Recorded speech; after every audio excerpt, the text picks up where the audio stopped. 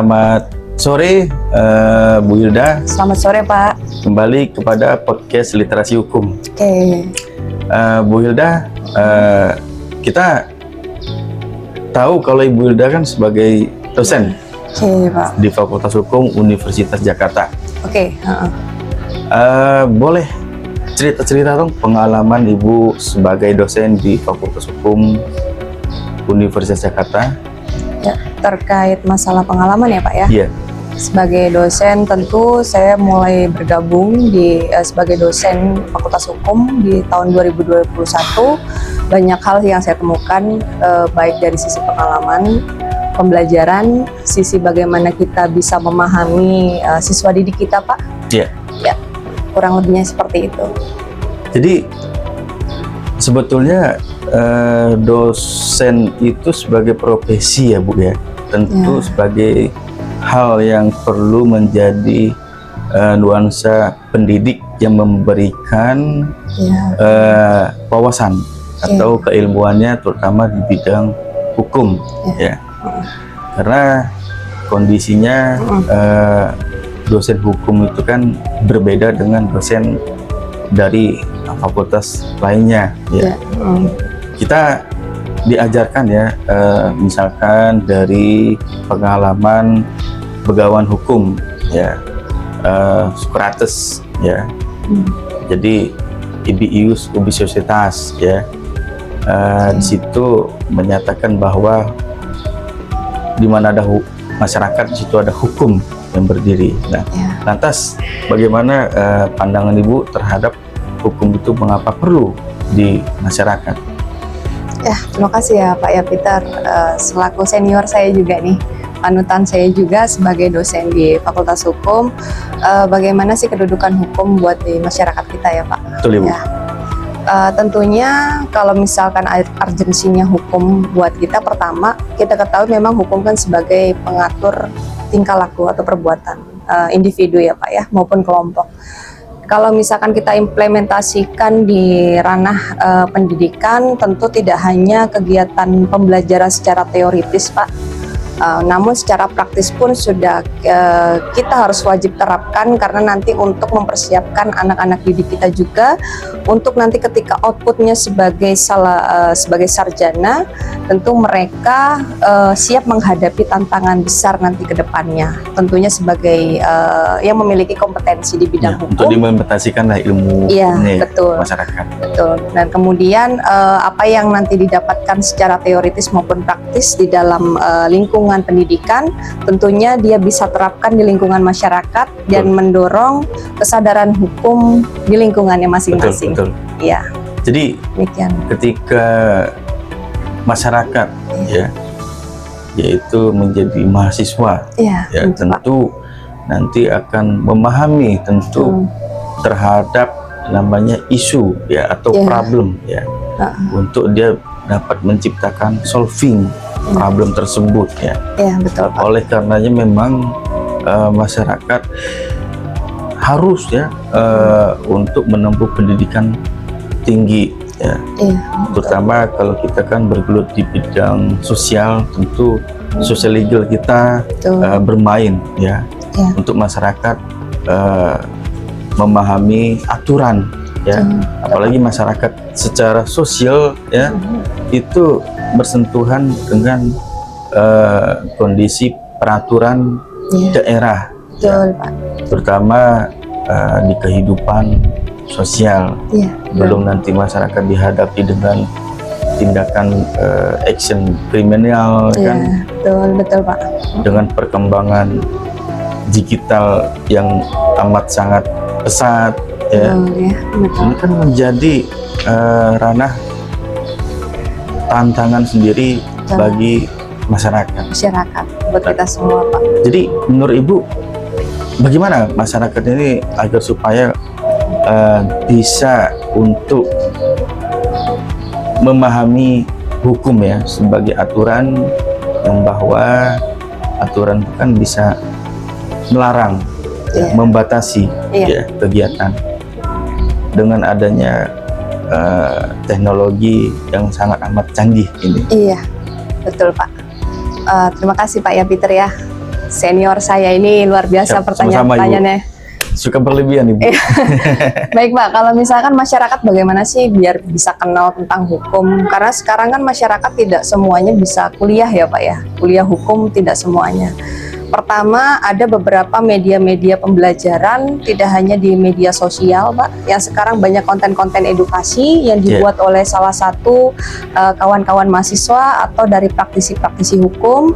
Yang kedua, memang sudah dikenalkan dari beberapa media-media cetak, kemudian media berita online, dan tentu itu sudah menjadi konsumsi publik ya, Pak ya. Secara visualisasi mereka hanya memahami secara gambaran saja, tapi kalau secara spesifik tentu nanti ada kolaborasi antara dari akademisi maupun dari mahasiswa yang khususnya mengambil program studi hukum yang tentunya nanti dikenalkan melalui pengabdian masyarakat, kemudian melalui penyuluhan-penyuluhan yang tentunya bertujuan untuk meningkatkan kesadaran hukum tadi Pak. Yang kedua adalah untuk menjamin bagaimana masyarakat ini lebih aware terhadap penyimpangan-penyimpangan yang terjadi, jadi harus kemana mereka melapor, harus kemana mereka bertindak untuk meminimalisir kejadian itu jangan sampai terjadi kembali.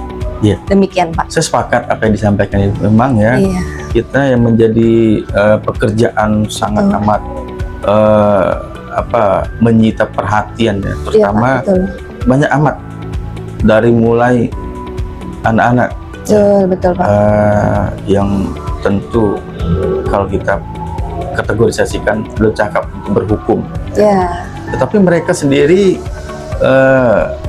meniru perilaku yang sangat bebas mengakses porno seksual betul, ataupun mengakses judi online, betul, bahkan bisa melakukan perbuatan bullying serta membuat meme yang dapat merugikan. Karena kita juga nggak bisa pungkiri Bu Rina, bahwa perkembangan kecanggihan teknologi dengan hadirnya AI ataupun artificial intelligence ya, ini dapat memberikan suatu peluang juga jika digunakan secara positif, bahkan sebaliknya secara negatif bisa merugikan masyarakat itu sendiri.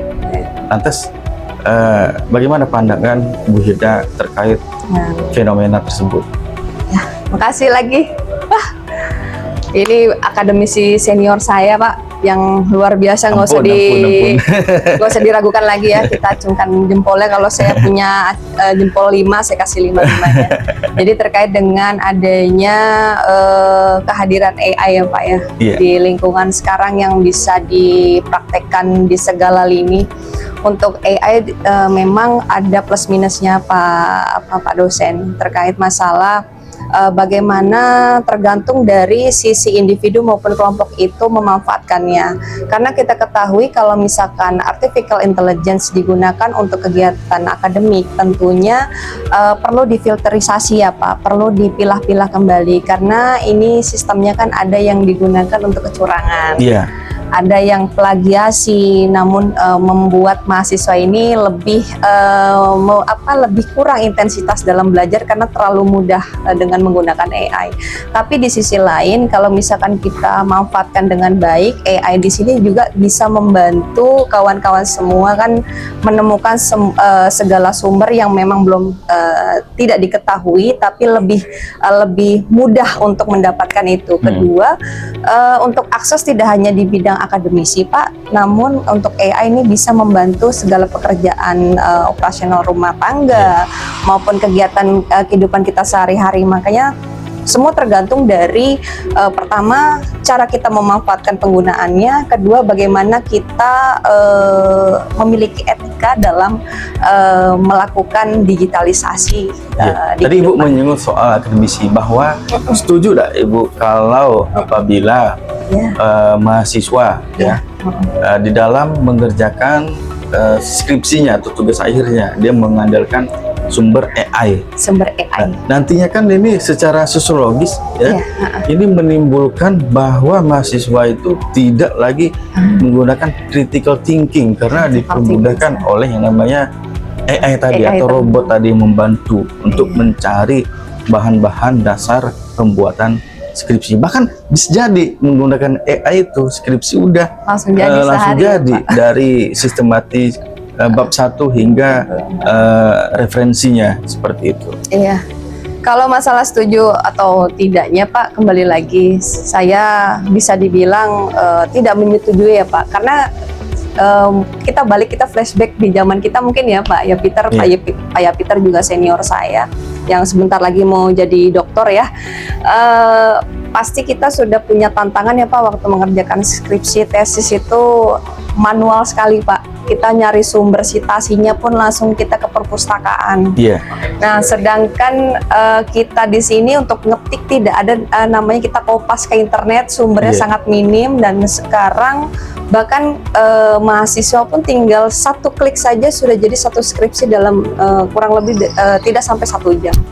Saya pertama tidak setuju karena balik lagi masalah critical thinking study itu bisa meminimalisir tadi Pak doktrin tersebut. Yang kedua adalah mahasiswa jadi tidak ada namanya intensitas dalam belajar Pak. Jadi memang ya ini pengalaman saya di lapangan bahwa banyak sekali masyarakat itu yang mendominasi bahwa di penggunaan AI ini untuk menjadi sumber andalan, membuat surat pernyataan membuat surat perdamaian di masyarakat, sehingga berkonsultasi dengan kami praktisi hukum itu sangat amat jarang, sehingga dengan adanya AI itu beranggapan sudah merepresentasi konsultasi pada lawyer misalkan seperti itu. Nah, jadi memang masyarakat perlu cerdas memilah, karena sepandai-pandai robot, secanggih-canggihnya teknologi AI itu belum juga mewakili perasaan secara rekognisi yang akuntabel ya. Tentu masyarakat juga menurut saya ini perlu mengaktualisasikan pemikiran-pemikiran secara rasional, dan juga para mahasiswa menurut saya ya boleh memanfaatkan teknologi AI tetapi perlu juga kita jangan selalu berpatokan memedomani AI. Gunakan critical thinking kita sebagaimana kita intelektual hukum ya, kita intuisi sebagai aktivisme rational law atau legal, tentu ini memberikan pemadanan secara kemandirian serta hasanah berwawasan di hukum sebetulnya.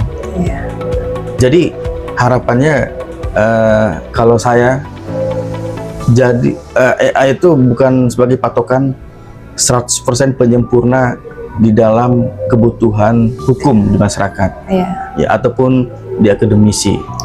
Jadi seperti itu Bu. Kalau menurut Ibu bagaimana? Kalau menurut saya adalah pintar-pintarlah, kemudian filterisasilah dalam penggunaan AI, karena AI juga bisa membunuh. Kita sudah lebih waktunya untuk mengisi podcast ini di Fakultas Hukum Universitas Jakarta. Mungkin ada pesan-pesan baik berhukum di masyarakat dan hadapan teknologi yang semakin pesat ini Bu. Pesan terakhir adalah gimana caranya kita sebagai mau dari kaum Gen Z, milenial maupun dari yang atas-atasnya, kita nggak perlu namanya takut untuk terlalu tua atau muda untuk sekolah lagi atau untuk mengenyam pendidikan lagi, atau merasa lelah karena belajar. Suatu saat, dan itu saya yakin semua ilmu yang kita dapat itu akan berguna dan bermanfaat untuk kedepannya. Dengar pesan dari Bu Hilda bahwa memang masyarakat harus perlu ya menggunakan rasional logik ya di dalam pemenuhan pemecahan masalah ya, baik masalah keluarga Bu ya, masalah betul. publik maupun masalah pidana, perdata dan sebagainya ya. Jadi boleh kita mengikuti perkembangan zaman. Betul. Seperti teknologi AI, tentu kita juga tidak boleh untuk mempercayai 100% ya penyempurnaan di AI untuk sebagai pemecahan masalah di berhukum di masyarakat. Mungkin demikian Bu ya. Terima kasih atas terima kasih juga statementnya, hadir di Pak podcast Literasi Hukum ya. Saya akhiri atau kita akhiri bersama. Oke Pak. Bu Hilda, terima kasih. Terima kasih juga senior saya Pak Yapiter, Pak Dokter Yapiter, sebentar lagi.